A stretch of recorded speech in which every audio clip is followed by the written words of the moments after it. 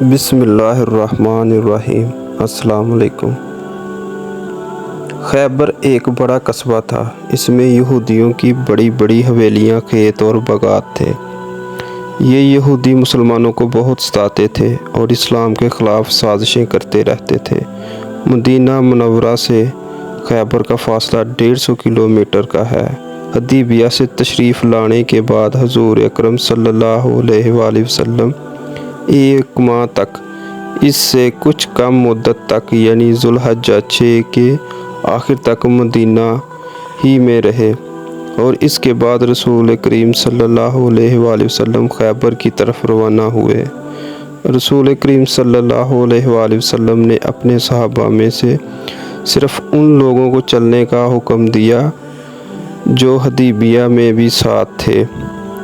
جو لوگ حدیبیہ کے سفر میں نہیں گئے تھے انہوں نے بھی چلنے کا ارادہ ظاہر کیا، لیکن آپ صلی اللہ علیہ وآلہ وسلم نے ارشاد فرمایا، میرے ساتھ چلنا تو صرف جہاد کے ارادے سے چلو، مال غنیمت میں سے تمہیں کچھ نہیں ملے گا۔ مدینہ منورہ سے روانہ ہوتے وقت رسول کریم صلی اللہ علیہ وسلم نے حضرت صبا بن عرفت کو مدینہ منورہ میں اپنے قائم مقام مقرر فرمایا۔ اس غزوے میں حضور کریم صلی اللہ علیہ وآلہ وسلم کی ازواج میں سے حضرت ام سلمہ بھی ہمراہ تھی۔ اللہ کے رسول جب خیبر کے سامنے پہنچے تو یہ صبح کا وقت تھا۔ حضرت عبداللہ بن قیس فرماتے ہیں کہ میں رسول کریم صلی اللہ علیہ وآلہ وسلم کی سواری کے پیچھے پیچھے تھا۔ ایسے میں نے لا حول ولا قوت الا باللہ العلی العظیم پڑھا۔ میرے منہ سے یہ کلمہ سن کر حضور اکرم صلی اللہ علیہ وآلہ وسلم نے فرمایا، اے عبداللہ، کیا میں تمہیں ایسا کلمہ نہ بتا دوں جو جنت کے خزانوں میں سے ہے؟ میں نے عرض کیا، اے اللہ کے رسول، ضرور بتائیے۔ آپ صلی اللہ علیہ وآلہ وسلم نے فرمایا، وہ یہی کلمہ ہے جو تم نے پڑھا، یہ جنت کے خزانوں میں سے ایک خزانہ ہے، اور یہ کلمہ اللہ تعالیٰ کو بہت پسند ہے۔ خیبر کے لوگوں نے جب آپ صلی اللہ علیہ وآلہ وسلم اور آپ کے لشکر کو دیکھا تو چیختے چلاتے میدانوں اور کھلی جگہوں میں نکل آئے اور پکار اٹھے، محمد ایک زبردست لشکر لے کر آ گئے ہیں۔ یہودیوں کی تعداد وہاں تقریباً 10,000 تھی، اور وہ یہ سوچ بھی نہیں سکتے تھے کہ مسلمان ان سے مقابلہ کرنے کے لیے نکل کھڑے ہوں گے۔ جب مسلمان جنگ کی تیاری کر رہے تھے تو اس وقت بھی حیران ہو کر رہ گئے۔ حیرت ہے، کمال ہے، نبی کریم صلی اللہ علیہ وآلہ وسلم نے یہودیوں کے ان قلعوں میں سے سب سے پہلے ایک قلعہ نطات کی طرف توجہ فرمائی اور اس کا محاصرہ کر لیا۔ اس مقام پر آپ صلی اللہ علیہ وآلہ وسلم نے ایک مسجد بھی بنوائی۔ حضور اکرم صلی اللہ علیہ وآلہ وسلم جتنے دن خیبر میں رہے اسی مسجد میں نماز ادا فرماتے رہے۔ اس جنگ کے موقع پر آپ صلی اللہ علیہ وآلہ وسلم نے 2 زریں پہن رکھی تھیں اور گھوڑے پر سوار تھے۔ رسول کریم صلی اللہ علیہ وآلہ وسلم کے گھوڑے کا نام ضرب تھا۔ آپ صلی اللہ علیہ وآلہ وسلم کے ہاتھوں میں نیزہ اور ڈال بھی تھی۔ آپ صلی اللہ علیہ وسلم نے اپنے ایک صحابی کو پرچم دیا، وہ پرچم اٹھائے آگے بڑھے۔ انہوں نے زبردست جنگ کی لیکن ناکام لوٹ آئے۔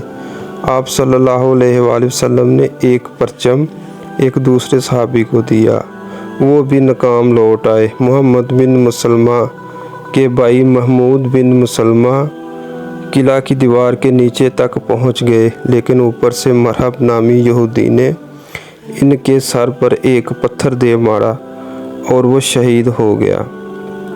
کہا جاتا ہے کہ قلعے کی دیوار قریب انہوں نے بہت سخت جنگ کی تھی۔ جب بالکل تھک گئے تو اس قلعے کی دیوار کے سائے میں دم لینے لگے۔ اس وقت اوپر سے مرہب نے پتھر گرایا تھا۔ قلعہ نطات کے لوگ 7 دن تک برابر جنگ کرتے رہے حضور اکرم صلی اللہ علیہ وآلہ وسلم روزانہ محمد بن مسلمہ کو ساتھ لے کر جنگ کے لیے نکلتے رہے۔ پڑاؤ میں حضرت عثمان رضی اللہ تعالیٰ عنہ کو نگران بناتے۔ شام کے وقت حضور اکرم صلی اللہ علیہ وآلہ وسلم اسی جگہ آ جاتے، زخمی مسلمان بھی وہیں پہنچا دیے جاتے۔ رات کے وقت ایک دستہ لشکر کی نگرانی کرتا، باقی لشکر سو جاتا۔ آپ صلی اللہ علیہ وآلہ وسلم بھی نگرانی کرنے والے دستے کے ساتھ گشت کے لیے نکلتے۔ کئی روز تک قلعہ فتح نہ ہوا تو حضور اکرم صلی اللہ علیہ وآلہ وسلم نے محمد بن مسلمہ رضی اللہ تعالیٰ عنہ سے فرمایا، آج میں پرچم اس شخص کو دوں گا جو اللہ اور اس کے رسول سے محبت کرتا ہے اور اللہ اور رسول بھی اس سے محبت کرتا ہے اور وہ پیٹھ دکھانے والا نہیں۔ اللہ تعالیٰ نے اس کے ہاتھ پر فتح عطا فرمائی ہے اور اسی طرح اللہ تعالیٰ تمہارے بھائی کے قاتل پر قابو عطا فرمائے گا۔ صحابہ کرام نے جب یہ اعلان سنا تو ہر ایک نے چاہا کہ حضور اکرم صلی اللہ علیہ وآلہ وسلم پرچم اسے دیں، مگر پھر رسول اکرم صلی اللہ علیہ وآلہ وسلم نے حضرت علی رضی اللہ تعالیٰ عنہ کو طلب فرمایا۔ ان دنوں حضرت علی کی آنکھوں میں تکلیف تھی، چنانچہ لوگوں نے حضور اکرم صلی اللہ علیہ وآلہ وسلم کو بتایا کہ ان کی آنکھیں دکھتی ہیں۔ آپ صلی اللہ علیہ وآلہ وسلم نے یہ سن کر فرمایا کہ کوئی انہیں میرے پاس لے آئے۔ تب حضرت سلمہ بن عقو رضی اللہ تعالیٰ عنہ گئے اور انہیں لے آئے۔ آپ صلی اللہ علیہ وآلہ وسلم نے ان کا سر اپنی گود میں رکھا اور پھر ان کی آنکھوں میں اپنا لعاب دہن ڈالا۔ لعاب کا آنکھوں میں لگنا تھا کہ وہ اسی وقت ٹھیک ہو گئے۔ یوں محسوس ہوتا تھا جیسے ان میں کوئی تکلیف نہ تھی۔ حضرت علی رضی اللہ تعالیٰ عنہ فرماتے ہیں، اس کے بعد زندگی بھر میری آنکھوں میں کبھی کوئی تکلیف نہیں ہوئی۔ پھر آپ صلی اللہ علیہ وآلہ وسلم نے پرچم حضرت علی رضی اللہ تعالیٰ عنہ کو مرحمت فرمایا اور ارشاد فرمایا، جاؤ اور پیچھے مڑ کر نہ دیکھنا۔ حضرت علی رضی اللہ تعالیٰ عنہ پرچم کو لہراتے ہوئے قلعے کی طرف روانہ ہوئے۔ پھر قلعے کے نیچے پہنچ کر انہوں نے جھنڈے کو نصب کر دیا۔ قلعہ کے اوپر بیٹھے ہوئے ایک یہودی نے انہیں دیکھ کر پوچھا، تم کون ہو؟ جواب میں انہوں نے فرمایا، میں علی ابن ابی طالب ہوں۔ اس پر یہودی نے کہا، تم لوگوں نے بہت سر اٹھایا ہے، حالانکہ حق وہی ہے جو موسیٰ پر نازل ہوا تھا۔ پھر یہودی قلعہ سے نکل کر ان کی طرف بڑھے۔ ان میں سب سے آگے حرش تھا، وہ ایک مرہب کا بھائی تھا۔ یہ شخص اپنی بہادری کے سلسلے میں بہت مشہور تھا۔ اس نے نزدیک آتے ہی حضرت علی رضی اللہ تعالیٰ عنہ پر حملہ کیا۔ حضرت علی نے اس کا وار روکا اور جوابی حملہ کیا۔ اس طرح دونوں کے درمیان تلوار چلتی رہی۔ آخر حضرت علی نے اسے خون میں نہلا دیا۔ اس کے گرتے ہی مرہب آگے آیا۔ یہ اپنے بھائی سے زیادہ بہادر اور جنگجو تھا۔ آتے ہی اس نے زبردست حملہ کیا۔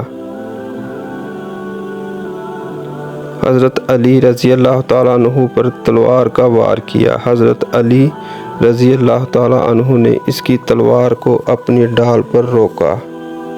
حملہ اس قدر سخت تھا کہ ڈال ان کے ہاتھ سے نکل کر دور جا گری۔ مرہب اسی وقت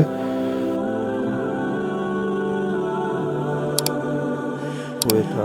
وہ تلواریں لگا رکھی تھیں اور امامے بھی دو پہن رکھے تھے۔ ان کے اوپر خود پہن رکھا تھا۔ دیکھنے کے لیے خود میں آنکھوں کی جگہ دو سوراخ کر رکھے تھے۔ اس کے ہاتھ میں نیزہ تھا، اس میں 3 پھال لگے تھے۔ اب حضرت علی رضی اللہ تعالیٰ عنہ اس پر وار کیا اور ان کی تلوار اسے کاٹتی چلی گئی۔ اس طرح حضرت علی رضی اللہ تعالیٰ عنہ نے اسے قتل کر دیا۔ مرہب کے بعد اس کا بھائی یاسر آگے آیا۔ وہ آگے آ کر للکارا، کون ہے جو میرے مقابلے میں آئے گا؟ حضرت زبیر بن عوام رضی اللہ تعالیٰ عنہ مسلمانوں کی طرف سے آگے آئے اور اسے ٹھکانے لگا دیا۔ خیبر کی جنگ ہو رہی تھی کہ ایک شخص رسول کریم صلی اللہ علیہ وآلہ وسلم کی خدمت میں حاضر ہوا۔ اس کا نام اسود رائی تھا اور وہ یہودی تھا، ایک شخص کا غلام تھا۔ اس کی بکریاں چراتا ہوا اس طرف آ گیا۔ اس نے کہا، اے اللہ کے رسول، مجھے اسلام کے بارے میں بتائیے۔ رسول کریم صلی اللہ علیہ وآلہ وسلم نے مختصر طور پر اسلام کی خوبیاں بیان فرمائیں اور اسے اسلام قبول کرنے کی دعوت دی۔ اس نے فوراً کلمہ پڑھ لیا۔ اس کے بعد یہ اسود رائی رضی اللہ تعالیٰ عنہ تلوار لے کر مسلمانوں کے ساتھ قلعہ کی طرف بڑھے اور جنگ کرتے ہوئے شہید ہو گئے۔ جب ان کی لاش آپ صلی اللہ علیہ وآلہ وسلم کے سامنے لائی گئی تو آپ صلی اللہ علیہ وآلہ وسلم نے ارشاد فرمایا، اللہ تعالیٰ نے اس غلام کو بلند مرتبہ عطا فرمایا ہے۔ اسود کس قدر خوش قسمت ہے، نہ کوئی نماز پڑھی، نہ روزہ رکھا، نہ حج کیا، لیکن پھر بھی جنت حاصل کرنے میں کامیاب ہو گئے۔ آخر یہ قلعہ فتح ہو گیا۔ اس قلعے کے محاصرے کے دوران مسلمانوں کو کھانے کی تنگی ہوئی، وہ بھوک سے بے حال ہونے لگے۔